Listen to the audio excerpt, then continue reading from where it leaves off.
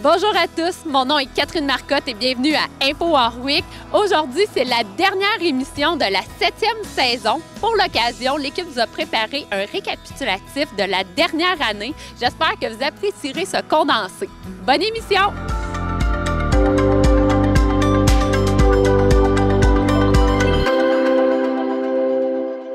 Alors, je peux te dire, Catherine, que tu as dû le remarquer, ça bouge, ça grouille à Warwick, puis on aime ça.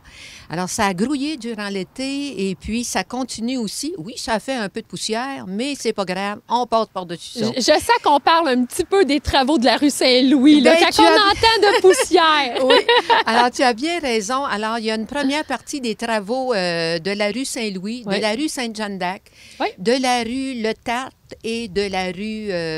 Notre-Dame? C'est la rue Dollard. Ah, parfait. La rue Dollard. Alors, qui sont faits les égouts, l'eau potable, une première partie pour la voirie d'asphaltage. Les trottoirs sont faits au grand bonheur des citoyens qui vivent là. J'en ai rencontré. Il y a des travaux aussi qui se sont faits dans le milieu rural.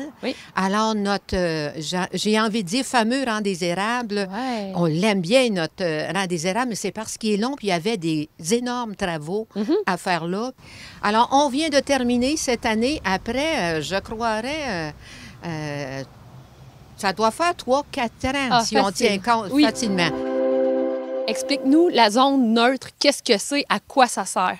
Bien, dans le fond, c'est une place qui est réservée dans le stationnement de l'Hôtel de Ville ici à Warwick. Puis, vous pouvez venir vous stationner ici si vous faites une transaction, vous achetez de quoi sur Internet. Le profil, des fois, c'est menteur un peu sur Facebook ou peu importe la plateforme utilisée. Donc, quand vous venez ici, vous faites la transaction, vous vérifiez votre marchandise, tout ça. Mais si jamais il y a un problème, c'est une fraude, c'est de quoi qui n'est pas correct, bien, au moins, les images filmées, on a le visage, le numéro d'immatriculation du véhicule. C'est un point de départ pour la Sûreté du Québec, là, s'ils ont une enquête à faire par la suite. Même chose aussi, des fois, il y a des séparations qui sont un peu plus difficiles. Donc, c'est une place qui est sécuritaire. Vous pouvez venir faire le changement, la garde des enfants. Fait que c'est une place qui est un peu à l'écart de la voie publique, mais qui est quand même visible. Vous n'êtes pas isolé d'un coin sombre, c'est éclairé, c'est filmé 24 heures sur 24, 7 jours sur 7. Warwick, là, présentement, est sur une croissance. Puis je dirais même une croissance vitesse grand V. Quand on regarde juste il y a 2 ans, en 2021, la population était de 4 766 habitants. L'année d'après, 4 866. Et cette année, 4 949 habitants. Donc, la question se pose, est-ce qu'on va atteindre en 2024 le 5 000 habitants? On va avoir la réponse en janvier, février. Mais ce qui est clair, c'est qu'il y a une croissance vitesse grand V présentement du côté de la ville de Warwick. On est ici au Rocher de Fatima qui a qui a bénéficié d'une subvention découlant du PRIMA, donc de nos politiques sociales du MADA, pour venir faire la réfection des sentiers et d'une partie du Fatima au niveau d'ici. Explique-nous un petit peu qu'est-ce qui a été aménagé. Bien, ici, c'est les marches qui ont bénéficié de la subvention. On les a faites faire en pavé avec vu que c'était bien à pic, là, on a fait une partie de marche, on a fait des paliers, puis éventuellement, c'est dans les pourparlers, là, avoir des rampes pour les marches. Oui, une phase 2 qui viendrait vraiment sécuriser la montée et la descente, là. Puis, en fait, là, ici, on appelle ça le Rocher de Fatima, là, mais est-ce que tu pourrais nous expliquer un petit peu pourquoi ça s'appelle comme ça? Bien, ici, l'histoire ancienne, je la connais pas par cœur, mais ici, dans le fond, c'est que Fatima, tout l'aménagement, jusque même d'un petit rue en arrière, il y a un gros cap de roche qui passe, comme qu'on peut voir là, mais qui fait vraiment toute la façade de Fatima au complet. Puis en haut, il y a la statue de Fatima. Puis au niveau des sentiers qui ont été faits dans le parc Étoile d'Or, donc là, ici, le Fatima, pour ceux qui ne le savent pas, c'est derrière l'église, donc il y a un chemin asphalté qui amène jusqu'ici, mais on est dans le même lot que le terrain du parc Étoile d'Or. Les sentiers sont en train de se refaire, devraient être terminés lors de la diffusion de cette émission. Qu'est-ce qui est en train de se faire? Mais dans le fond, les sentiers ont été élargis pour l'accès plus facile des citoyens, des chaises roulantes. Il va être tout en gravier Oui. On enlève l'asphalte. De roche. Poussière de roche, exactement. Toi, tu fais partie de l'organisme des cuisines collectives qui viennent tout juste de partir un groupe ici à Warwick. Explique-moi un petit peu. D'abord, on est, je vais le mentionner, là, mais à l'église Saint-Médard, donc dans le local à l'arrière là, de l'église. Explique-moi un petit peu, qu'est-ce que c'est les cuisines collectives? C'est quoi l'objectif de l'organisme? L'objectif, c'est d'avoir des gens qui cuisinent donc ensemble et qui repartent ensuite chacun avec des petits plats chez eux. Donc, au-delà de ce premier objectif facile, je dirais, on a le côté d'aller briser l'isolement chez les gens. Donc, ça peut être autant des personnes âgées, des jeunes, des personnes de familles, des mères. C'est ouvert à tous. C'est vraiment ouvert à tous et ça peut être pour briser l'isolement, mais ça peut être aussi parce que on aime ça cuisiner ensemble, on veut être en gagne ou on veut faire des économies, on n'aime pas cuisiner, fait qu'on se dit on va faire une grosse batch d'un coup. Enfin, donc ça, toutes les raisons sont bonnes là globalement pour venir cuisiner.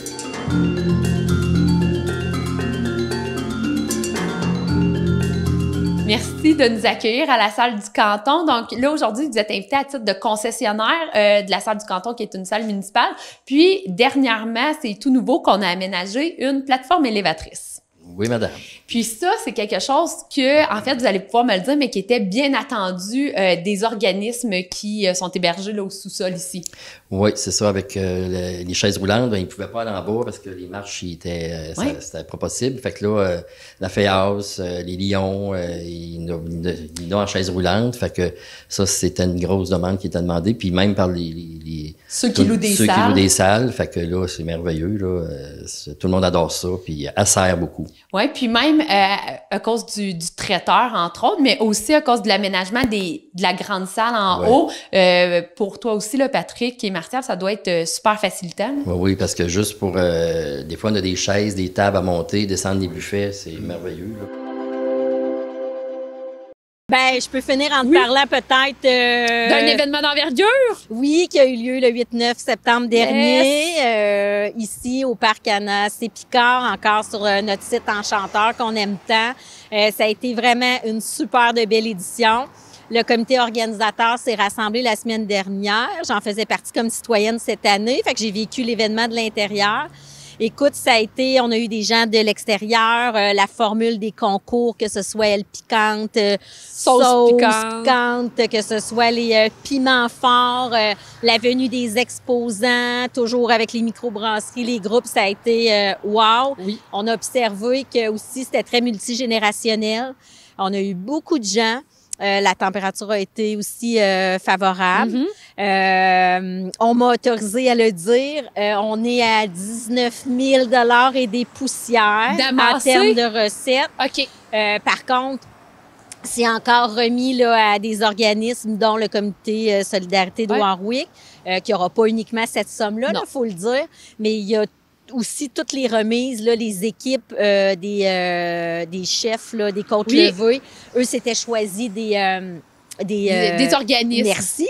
Fait que ça va être remis aussi. Fondations. Les fondations, Maison des jeunes. On a pensé aussi les jeunes qui s'en vont, il me semble cette année, c'est Équateur. Oui, qui font des voyages humanitaires. C'est toutes des remises dessous là, qui vont être faites. Fait que c'est vraiment wow. Oui, et roulement de tambour. Vas-y. J'ai pas regardé sur le calendrier avant d'arriver tout à l'heure, mais c'est ça. Si ma mémoire est... c'est toujours la première fin de semaine de septembre. Parfait. Je pense que cette année, c'est le 5 et le 6, mais il faudra valider. Super. Fait que ça va être reconduit pour une 7e édition.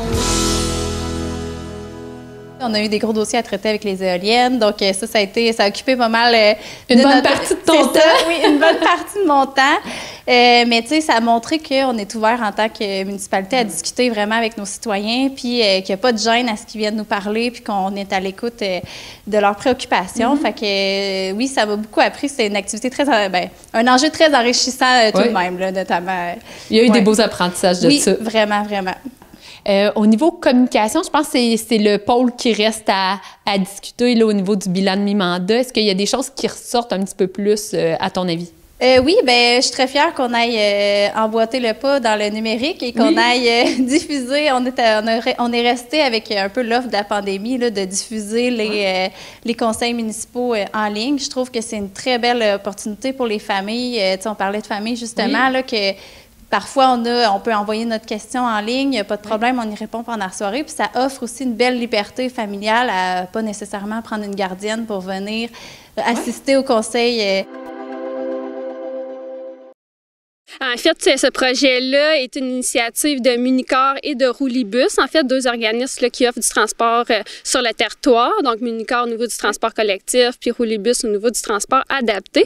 Ils se sont joints, en fait, avec la MRC pour développer une nouvelle offre et aussi optimiser l'offre au niveau du transport adapté. Donc, l'optimisation, c'est 3 services qui fait Victoriaville, Warwick, Victoriaville, Daveluiville et Victoriaville-Sainte-Clotilde pour permettre plus précisément là, aux travailleurs et aux travailleuses de pouvoir se rendre au travail là, pour 7 heures. Ouais. Donc, et le retour varie là, selon l'offre et selon le besoin là, des travailleurs et des travailleuses. Et la bonification, c'est un service Transiflex. C'est des autobus de type Ford Transit qui circulent partout sur le territoire de la MRC d'Arthabasca, donc les 22 municipalités, entre 6h30 et 17h30 du lundi au vendredi, selon les besoins de la population. Donc, selon la demande, il y a un trajet, là, un nouveau trajet à chaque jour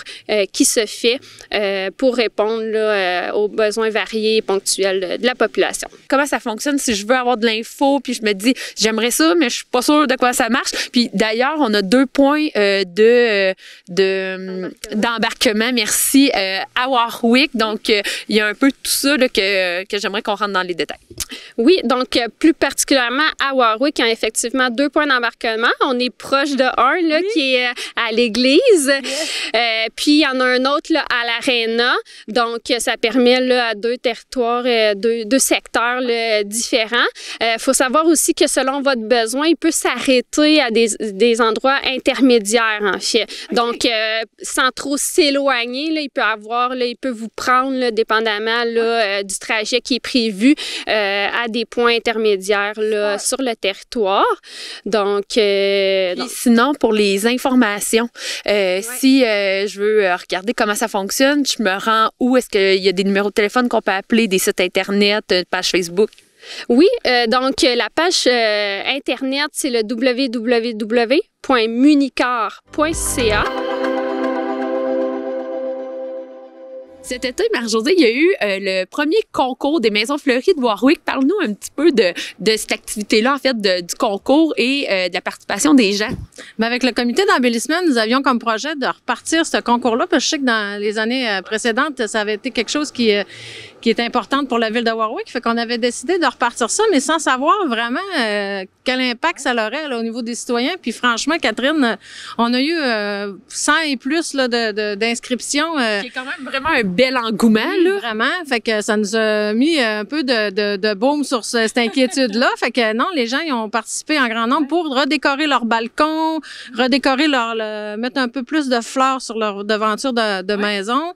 On a demandé la participation des commerces, des industries. Fait que ça a été vraiment un succès. Puis lors de la remise des prix, on a senti que la fierté des gens de Warwick était encore bien présente. Puis ils sont heureux de participer à l'embellissement de notre ville, qui va peut-être nous amener à avoir nos 5 fleurons tant désirés là, par le comité d'embellissement aussi, là, puis par Lina, là, notre horticultrice. Fait que... Puis parle-moi, cet été, il y a eu un projet coup de cœur, une réalisation faite par le comité d'embellissement qui a fait un bel aménagement, qui a eu une belle participation des bénévoles. Je te laisse le présenter un petit peu, ce beau projet-là qui s'est déroulé là ici au centre-ville.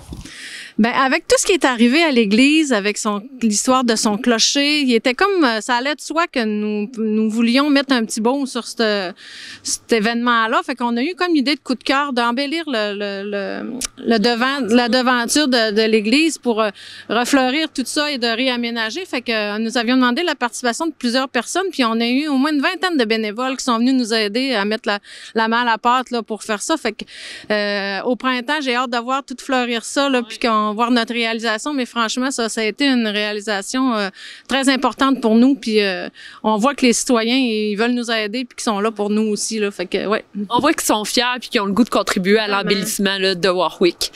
Ensuite, ça fait un beau topo, je pense, du bilan de mi-mandat.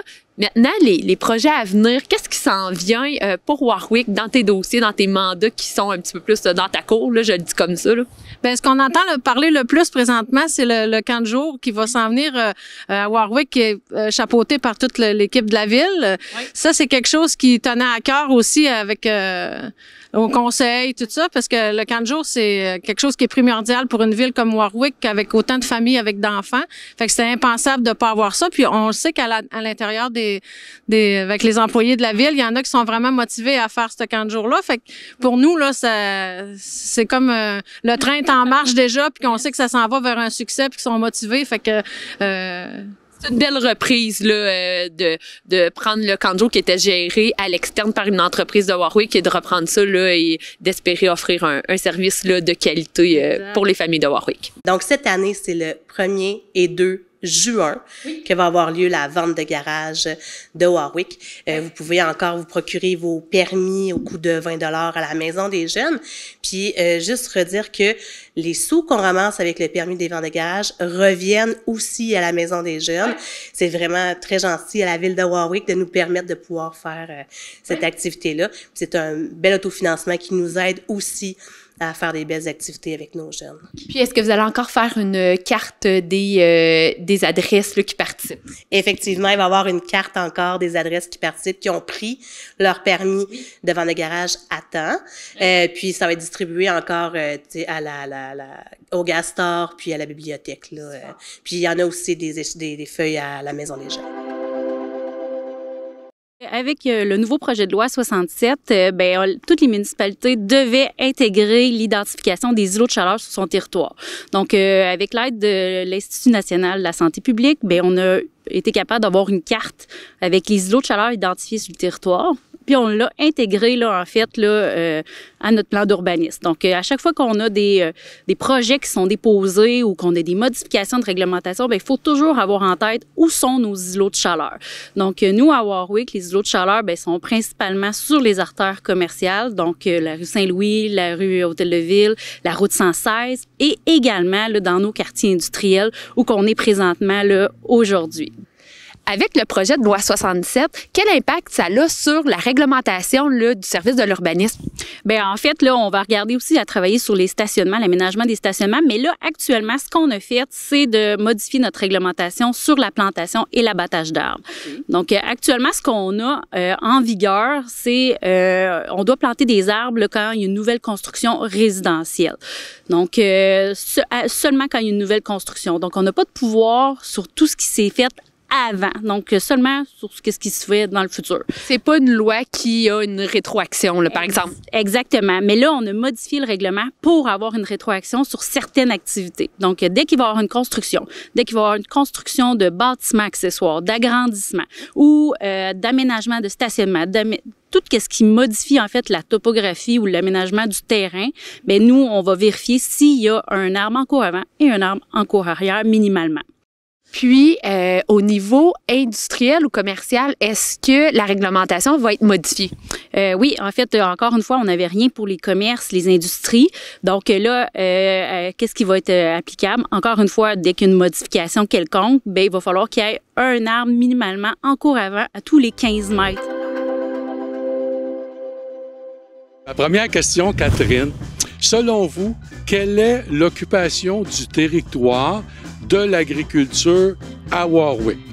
Donc, le pourcentage en superficie d'agriculture, j'irais avec un 80 % environ. Un 80 %, c'est pas mauvais, Catherine, mais il en manque. Donc, Warwick et l'agriculture représente 96,8 % du territoire de Warwick. C'est incroyable quand même. Là. C'est vraiment, c'est plus que majeur. Là. On est proche du 100 %. Là. Exactement. Bonjour, M. Scalzo. Bonjour, Madame Marcotte. D'abord, merci d'avoir accepté notre invitation et félicitations là, pour votre nomination au poste de maire suite aux élections partielles. J'aimerais ça, aujourd'hui, on vous invite pour nous parler des projets à venir dans la prochaine année. Donc, tout d'abord, là, il y a eu la clinique médicale qui a été un projet que vous tenez à ramener en fait une clinique médicale là, à Warwick. Donc, j'aimerais ça que vous nous parliez des actions qui ont déjà eu lieu et quelles sont les prochaines actions à venir là, pour ramener ça sur le territoire de Warwick. Évidemment, quand la clinique a fermé il y a plus d'1 an maintenant déjà, c'est peut-être 4000 personnes à Warwick qui ont perdu leur médecin de famille. Donc, c'est tout l'accès, dans le fond, à notre système de santé où il y a 4000 personnes qui sont pénalisées. Alors, j'ai trouvé ça très malheureux. Oui. Moi, j'ai été dans le passé président du Centre de santé et services sociaux du Val-Saint-François, donc l'hôpital de Windsor, CLSC Richmond. Je travaille avec le milieu de la santé depuis une 20aine d'années, en étroite collaboration sur plusieurs projets. Fait que j'ai une compréhension un peu de la mécanique, comment ça fonctionne. Et aussi, mon métier dans la vraie vie, c'est de travailler en mobilisation des communautés, développer des communautés. Donc, je veux mettre mon expertise professionnelle au profit de la ville de Warwick et de travailler avec le milieu, avec la ville, avec notre directeur général, bien entendu, à ramener un accès aux services de santé dans notre communauté et avoir des médecins. Évidemment, l'objectif, c'est d'avoir des médecins dans notre communauté. Il faut savoir que même si y a des médecins qui s'installent à la ville de Warwick, c'est pas instantané que c'est des gens de Warwick qui vont avoir accès à ces médecins-là. Ça peut être des gens de Tigwick, des gens des alentours. C'est fait ainsi. Mais je pense que plus on a de médecins à Warwick, plus on a de chance que ce soit des citoyens de Warwick et des environs qui aient accès à notre système. Voilà. Puis il y a déjà des premières rencontres de prévues avec le CIUS-MCQ, le Centre intégré universitaire de santé et services sociaux de la Mauricie et du Centre du Québec. Il y a beaucoup d'acronymes dans le système de santé. Oui. Donc, je suis bien content. Puis c'est eux qui nous ont contactés. Ils ont vu pendant la campagne que c'était un sujet de préoccupation pour notre communauté. Fait que je les remercie de cette proactivité d'entrer en contact avec nous. Idéalement, on aimerait retrouver ce qu'on avait avant, bien entendu, mais il y a d'autres exemples qui existent, entre autres la fermeture de la clinique à Develuiville, où là, le CIUS-MCQ, en collaboration avec le député là-bas, travaillait très fort aussi avec les élus, avec les villes avoisinantes, pour avoir un CLSC avec des infirmières. C'est un début, ils en sont conscients. C'est pas qu'est-ce qu'il y avait avant, mais je trouve que c'est une belle avancée, puis c'est une belle ouverture de la part CIUS. Oui. Donc, le partenariat, c'est le mot-clé. Travailler ensemble pour trouver des solutions, parce que c'est une problématique qui se vit beaucoup au Québec. C'est pas tout le monde. Ceux qui ont des médecins de famille, c'est plus simple un peu. Oui. C'est même quand même difficile d'avoir des rendez-vous, parce que c'est un enjeu national. Oui. Mais là, je suis en train de répertorier, je suis en train de colliger, comme on dit, différents modèles, des coops de santé aussi. Oui. Il y a plusieurs municipalités qui ont cela. Notre directeur général aussi, dans son passé, a eu des combats, je dirais, entre guillemets, là, de avoir des services de santé dans d'autres municipalités où il a travaillé. Fait que c'est un plus de l'avoir avec nous. Oui. Donc, j'ai confiance que le quand, je ne sais pas. Ça peut prendre du temps, des démarches comme ça, mais l'important, c'est d'essayer puis de penser aux générations futures aussi.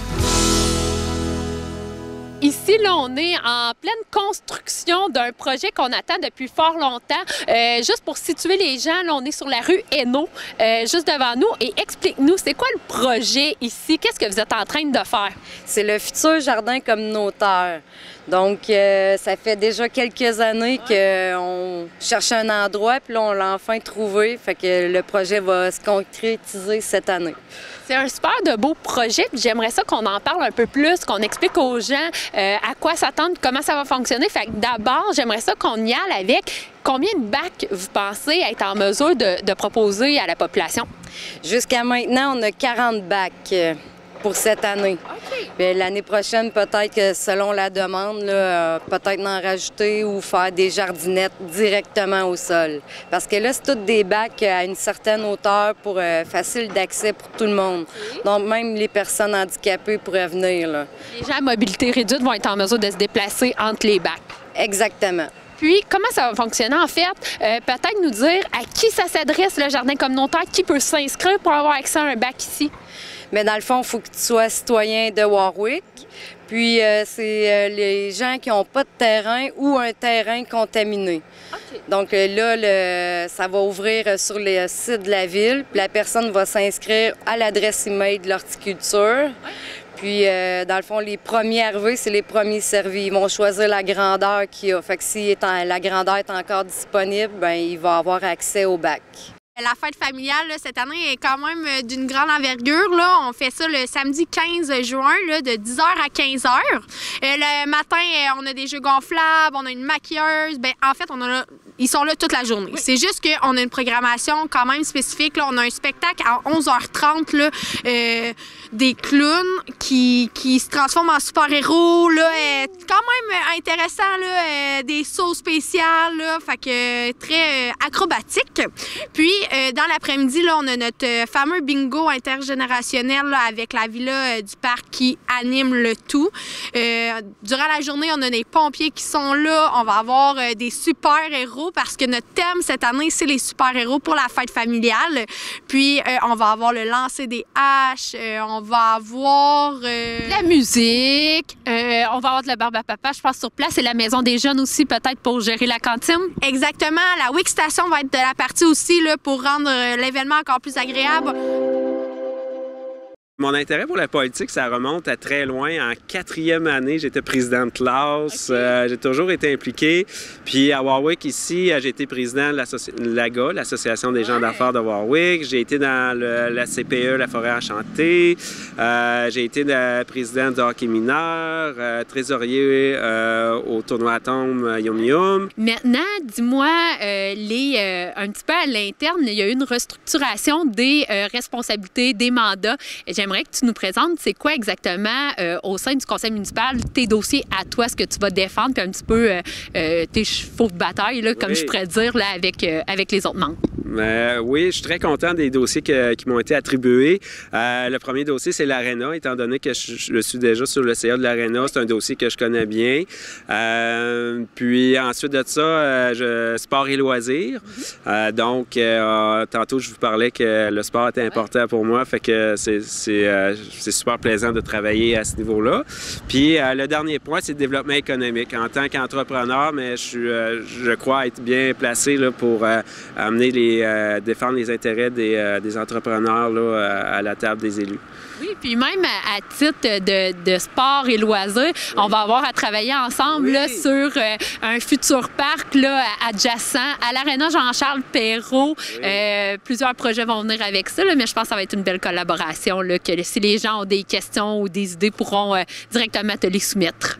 Oui, exactement. Donc, écoutez, avec l'acquisition des 2 terrains et des beaux projets qui s'en viennent, on va consulter la population, on va prendre leur opinion en conséquence. Puis, ça va être, je crois qu'il y a plusieurs idées déjà là, qui émergent de l'acquisition de ces 2 terrains-là. J'ai bien hâte de travailler sur ces dossiers-là.